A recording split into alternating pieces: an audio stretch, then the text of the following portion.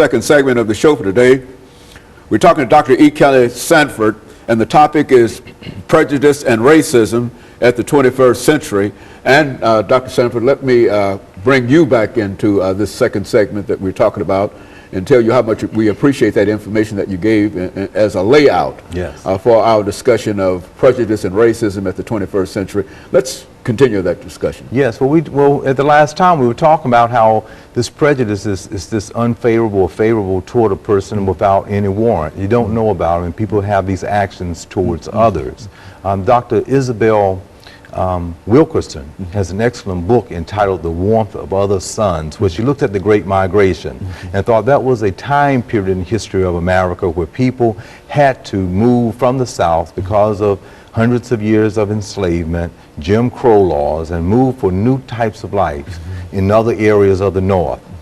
And when they went there, they were able to tell the story of the prejudice that was occurring in the South, and that helped to galvanize, according to this text, the civil rights movement. And as you may very well know, this past Sunday, we celebrated the memorial of the Reverend Dr. Martin Luther King Jr., and that whole movement that allowed people to have certain freedoms. But another little component that was very interesting in her piece was that those grandchildren and great-grandchildren of those migrants turned out to be Dr. Toni Morrison, Miles Davis, John Coltrane, Thurgood Marshall.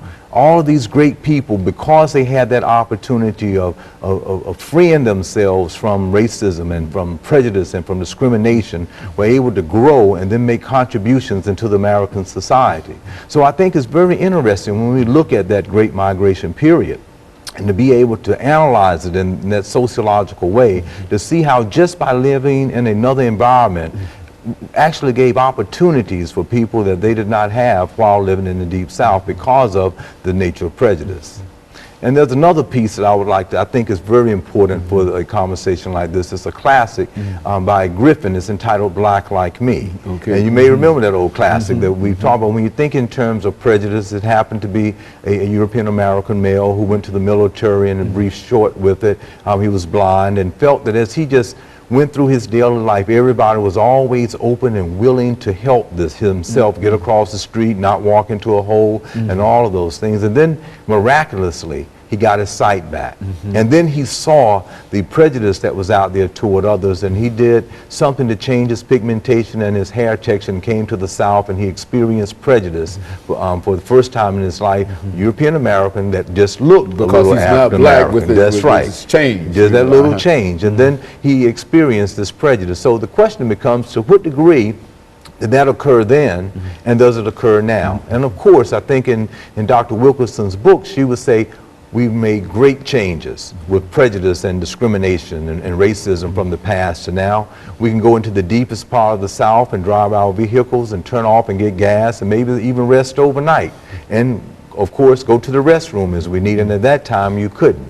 But however, given that type of what we make a distinction in sociology, public accommodations that weren't available to us then, we have now.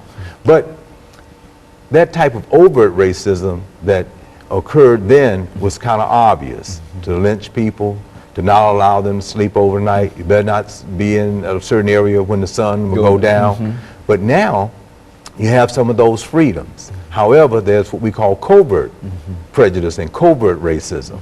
Even when we look at our President Obama, when he's trying to implement bills to help people nationally in this economic recession that we're in, groups of people are prejudiced and discriminatory toward him to obstruct strategic plans of action that could then help millions of other people, just because he's who he is. And it becomes quite obvious of that. And so when we look at some of those types of symptoms that are there, we still see some of that unfavorable treatment toward a person when we can look back and reflect back on other presidents that had recessionary types of periods of time, and how they may have had certain types of strategic plans over and over again. And it seems like every one that he tries to implement, it comes up negative. So we can see this type of a problem that still exists in the 21st century. And it's not as overt, but this covert type is still very much there.